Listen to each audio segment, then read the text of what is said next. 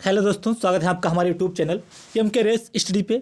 दोस्तों, आज हम आपसे डिस्कस करेंगे एसएससी जीडी 2022-23 हिंदी संभावना सीरीज। हिंदी एक बार हम लोग समाप्त कर चुके हैं, इसके अलावा प्रैक्टिस सेट कर चुके हैं। अब जो संभावित प्रश्न है हम लोग वो स्टार्ट कर रहे हैं। ठीक है, प्रैक्टिस सेट आज पहला है 20 में 20 की तैयारी के साथ। शुरू करते हैं साथियों। आज का पहला प्रश्न हिंदी की संभावना सीरीज का पार्ट 1। ठीक है, पार्ट 1 का पहला प्रश्न है आज। दिए गए शब्द का विलोम शब्द चुनें। निम्नलिखित में से अमृत का विलोम शब्द, मैंने आपको 20 बार बताया है, प्रैक्टिस सेट करवाए हैं, उनमें भी बताया है अमर, मृत, विश्व, विष। तो अमृत का जो विलोम शब्द होगा वो होगा विष। ठीक है, ऑप्शन डी करेक्ट हो जाएगा। अगला क्वेश्चन नंबर 2। कौन सा शब्द अंधकार का पर्यायवाची नहीं है? अंधकार मतलब अंधेरा होता है। कौन सा पर्यायवाची नहीं है? तम, अंधेरा, अमावस्या, तिमिर। तो बताइए। तो अमावस्या जो है ये अंधकार का पर्यायवाची नहीं है। ठीक है, तम, अंधेरा, तिमिर ये सारे अंधकार के पर्यायवाची हैं। अगला क्वेश्चन नंबर 3। अवन का अर्थ होता है धरती। मैंने आपको बताया जब प्रैक्टिस सेट करवाए हैं, इसके अलावा मैंने जो आपको सारे पर्यायवाची करवाए हैं, विलोम शब्द करवाए हैं, तो इसका मतलब होता है अवन का मतलब होता है धरती। धरती, धरा, अंबर, शासंक, सितारा। तो क्या आ जाएगा? धरा धरती को ही कहते हैं, इसका विलोम नहीं होगा। ठीक है, अंबर करेक्ट हो जाएगा। धरती इसमें आ जाएगा आपका धरती का, अवन का हो जाएगा अंबर। 3 का आपका सी करेक्ट हो जाएगा, अवन का अंबर। अगला क्वेश्चन नंबर 4। अनल मीन्स होता क्या है? अनल मीन्स होता है आग। ये आग का पर्यायवाची है आग, पावक, अनल, हुतासन, दहन। आग, पावक, अनल, हुतासन, दहन ये सारे आग के पर्यायवाची हैं। ठीक है, तो आपको पर्यायवाची छांटना है अग्नि। अनल का हो जाएगा अग्नि। ठीक है, अनिल मीन्स होता है हवा, वायु, समीर, मारुत। वायु, समीर, मारुत ये सारे हवा के पर्यायवाची हैं अनिल। ठीक है, अनल और अनिल में आपको डिफरेंस याद रखना है। अनल आग का पर्यायवाची है और अनिल हवा का पर्यायवाची है। राइट, अगला क्वेश्चन तो करेक्ट हो जाएगा इसमें ए। Question number 5। अनियमित के लिए उचित वाक्यांश। अनियमित, ठीक है, नियमित का मतलब होता है कंटिन्यू, रोजाना, डेली। ठीक है, तो अनियमित जिस पर कोई नियंत्रण ना हो, जो नियम अनुकूल ना हो, जिसके संबंध में कोई निर्णय ना हुआ हो, जिसका निवारण ना हो सकता हो। तो इसमें करेक्ट हो जाएगा जो नियम अनुकूल ना हो, जिसका कोई नियम ना हो, तो उसे कहेंगे अनियमित। अगला क्वेश्चन नंबर 6। जवान पर लगाम ना होना, स्पष्टवादी होना, अनावश्यक रूप से स्पष्टवादी होना, सदैव कठोर वचन कहना, सर्वत्र अपनी वाग्मिता दिखाना। तो इसमें क्या करेक्ट हो जाएगा? आपका हो जाएगा अनावश्यक रूप से स्पष्टवादी होना, जवान पर लगाम ना होना। अगला क्वेश्चन नंबर 7। अध्ययन की वर्तनी। देखिए, अध्ययन की वर्तनी क्या होगी? अध्ययन, ठीक है, ये अध्ययन की ए वर्तनी करेक्ट होती है। जहाँ पे आपको ए लिखा मिल जाए वही करेक्ट है। तो इसमें आपका करेक्ट हो जाएगा 7वें का सी। ठीक है, अध्ययन ए नहीं होता है, 7वें का सी। ठीक है, अगला क्वेश्चन नंबर 8। अल्पहारी मतलब बहुत कम खाने वाला। जो शब्द के लिए उचित वाक्यांश होगा, जो फल खाता हो, जो पकवान खाता हो, जो कंदमूल खाता हो, जो कम खाता हो। अल्पहारी का मतलब होता है जो कम खाता हो। प्यारे बच्चों, डी हो जाएगा इसका। अगला क्वेश्चन नंबर 9। छठी का दूध याद आना का सही अर्थ है बुरा हाल होना, पराजित होना, बचपन की याद करना, भूख लगना। ठीक है, ये दोनों गलत हैं। अब इनमें से आपको ध्यान रखना है कौन सा होगा, यानी कि बुरा हाल होना। ऑप्शन ए करेक्ट हो जाएगा। छठी का दूध याद आना, बुरा हाल होना। अगला क्वेश्चन नंबर 10। शुद्ध शब्द कौन सा होगा? चिन्ह, कृपया, दवाइयाँ, निर्भर। शुद्ध शब्द कौन सा होगा बताइए? 10वें का कौन सा करेक्ट होगा? निर्भर। ठीक है, निर्भर आपका एक करेक्ट है, बाकी सारे गलत लिखे हुए हैं। ठीक है, अगला क्वेश्चन नंबर 11। बहुत कम समय में हम लोग एक 25 सवाल करेंगे। ठीक है, ईगो से चले आने वाले के लिए शब्द क्या होगा? आवर्चीन, अर्वाचीन, युगांतर, युगांत, सनातन। जो ईगो से चला आ रहा उसको क्या कहेंगे? सनातन। ठीक है, 11। मजे में आप अपनी हिंदी कंप्लीट कर लेंगे। ठीक है, इसमें ज़्यादा टाइम नहीं लगेगा, जिससे कि आपका हिंदी का रिवीजन भी होता रहेगा। करवा तो मैंने सारा सब कुछ दिया हिंदी में, फिर भी आप करते रहेंगे, जिससे कि आपका जो रिवीजन है कंटिन्यू बना रहे। Question number 12। कल जो आदमी को आपने बुलाया था वह आज आ गया है।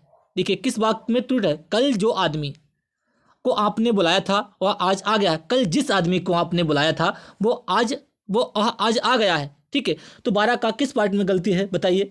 12 का ए पार्ट में गलती है। यहाँ पे जो नहीं होना चाहिए कल जिस आदमी को आपने बुलाया था वह आज आ गया। ठीक है, ऑप्शन ए पार्ट में गलती है। अगला क्वेश्चन नंबर 13। सुरेश के लिए लिखना है, इमला लिखना है, फोन लिखना है, पत्र लिखना है, दिल लिखना है। सुरेश के लिए पत्र लिखना है बच्चों, 13 का सी करेक्ट हो जाएगा। अगला क्वेश्चन नंबर 14। असमय वर्षा के कारण अधिकतर फसल नष्ट हो गई, यानी कि समय नहीं था और वर्षा हो गई तो अधिकतर फसल नष्ट हो गई। तो क्या आएगा? अधिकतर फसल नष्ट हो गई वर्षा के कारण। ठीक है, बताइए 14 का क्या आएगा? अधिकतर फसल नष्ट हो गई। अधिकतर ये गलत है, असमय वर्षा के कारण अधिक फसल नष्ट हो गई। ठीक है, या अधिक या अधिकांश फसल नष्ट हो गई, अधिकतर नहीं होगा। ठीक है, अगला क्वेश्चन नंबर 15। श्री राम 14 के बाद वन से लौटे। श्री राम 14 दिन, 14 माह, 14 वर्ष, 14 रात। श्री राम 14 वर्ष के बाद वनवास वन से लौटे थे, ये आपको सबको पता होगा। अगला क्वेश्चन नंबर 16। 4 आदमी के लिए खाना बना दो, किस पार्ट में गलती है? आदमी की जगह क्या आएगा? इसमें आदमी जो है ये रिक्त अंडरलाइन दी है, इसी पार्ट में गलती है। क्या आएगा? प्राणियों। 4 प्राणियों के लिए खाना बना दो, मनुष्यों के लिए, आदमियों के लिए, सभी के लिए। 4 आदमियों के लिए खाना बना दो, तो इसका करेक्ट हो जाएगा 4 आदमियों के लिए खाना बना दो। 16 का सी, आदमी की जगह आएगा आदमियों। अगला क्वेश्चन नंबर 17। उस समय चरखा भी एक अनुशासन था। उस समय चरखा घुमाना, सिखाना, चलाना, लेना। उस समय चरखा चलाना या सिखाना क्या आएगा? बताइए। उस समय चरखा चलाना भी एक अनुशासन था, यहाँ पे चलाना आ जाएगा। अगला क्वेश्चन नंबर 18। मैंने भाई की शादी में अनेकों प्रस्ताव आए हैं। मेरे भाई की शादी के लिए अनेकों प्रस्ताव आए हैं, तो यहाँ पे कौन सा हो जाएगा? अनेकों प्रस्ताव। यहाँ इस पार्ट में गलती है, क्या होगा?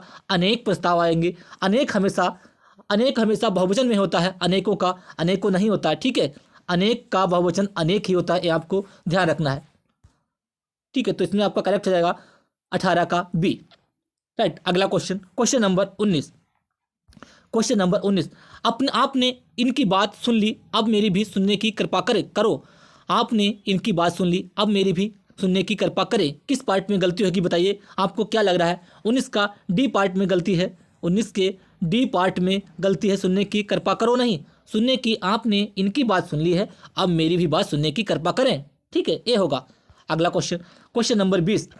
दादी के प्राण निकल गया। दादी के प्राण निकल गया, यहाँ पे क्या वर्ड अच्छा वर्ड आएगा जिससे कि जो आपको पढ़ने में अच्छा लगे? दादी के प्राण चले गए, आ गए, निकल गए, उड़ गए। दादी के प्राण निकल गए, ऑप्शन सी करेक्ट हो जाएगा। अगला क्वेश्चन गद्यांश। अब हम अपने गद्यांश को कंप्लीट करेंगे। ठीक है, ब्राह्मी से देवनागरी की उत्पत्ति हुई है, रिक्त स्थान। ठीक है, ब्राह्मी से देवनागरी की हुई है। ब्राह्मी और देवनागरी क्या है? अगर आपको ये पता है तो आपका आंसर आ गया। यह एक अच्छारिक लिपि है। देखिए आगे दिया हुआ है, ये क्या है? एक अच्छारिक लिपि है जो बाएं से लिखी जाती है। पंजाबी भाषा की लिपि होती है, कहलाती है। कैथी एक किस प्रकार की लिपि है जिसका प्रयोग भारत में प्रमुख रूप से उत्तर भारत में किया जाता है? देखिए, अब हमें पता चल गया है कि इस गद्यांश में लिपि के बारे में बताया गया है। ब्राह्मी से देवनागरी लिपि की उत्पत्ति हुई है, यानी कि किस लिपि की हुई है? ब्राह्मी से, यहाँ पे 21 में आ जाएगा, देवनागरी लिपि की उत्पत्ति हुई है। यह एक अधिक आक्षरिक लिपि है जो बाएं से दाएं लिखी जाती है, बाएं से दाएं। ठीक है, बाएं से दाएं लिखी जाएगी, ना कि ऊपर से नीचे। ठीक है, 22 का भी करेक्ट हो जाएगा, बाएं से दाएं लिखी जाती है। पंजाबी भाषा की लिपि कौन सी है? ब्राह्मी है, देवनागरी है, गुरमुखी है, खरोली। पंजाबी भाषा की लिपि गुरमुखी है। ठीक है, ये आपको याद होना चाहिए कि पंजाबी भाषा की जो लिपि होती है गुरमुखी लिपि कहलाती है। ठीक है, तो इसका आपका सी करेक्ट हो जाएगा। 24 का कैथी एक साहित्य, ऐतिहासिक, इतिहास, विज्ञान। कैथी एक कैसी लिपि है? ऐतिहासिक लिपि है। 24 का आपका बी करेक्ट हो जाएगा। कैथी जो है एक ऐतिहासिक लिपि है जिसका प्रयोग आधुनिक भारत में, मध्यकालीन भारत में, प्राचीन भारत में, ए और बी दोनों, जिसका उपयोग मध्यकालीन भारत में प्रमुख रूप से उत्तर पूर्व भारत, उत्तर प्रदेश एवं बिहार में किया जाता है। ठीक है, ये गद्यांश हमारा कंप्लीट हुआ। एक बार आपको दोबारा से गद्यांश बता देते हैं। ब्राह्मी से देवनागरी लिपि की उत्पत्ति हुई है। किसकी हुई? लिपि की उत्पत्ति हुई है। यह एक आक्षरिक लिपि है जो बाएं से दाएं लिखी जाती है। पंजाबी भाषा की लिपि गुरमुखी लिपि होती है, कहलाती है। कैथी एक ऐतिहासिक लिपि है जिसका प्रयोग मध्यकालीन भारत में प्रमुख रूप से उत्तर पूर्व भारत, उत्तर प्रदेश एवं बिहार में किया जाता है। हमारा जो संभावना सीरीज का पार्ट 1 समाप्त हुआ। क्लास को लाइक कीजिए, शेयर कीजिए, सब्सक्राइब कीजिए और अपनी तैयारी को मजे मजे में हिंदी पढ़ते रहिए और इसको कंप्लीट करते रहिए, जिससे कि आपकी तैयारी बेहतर से बेहतर हो सके। क्लास को लाइक कीजिए, शेयर कीजिए, सब्सक्राइब कीजिए। धन्यवाद।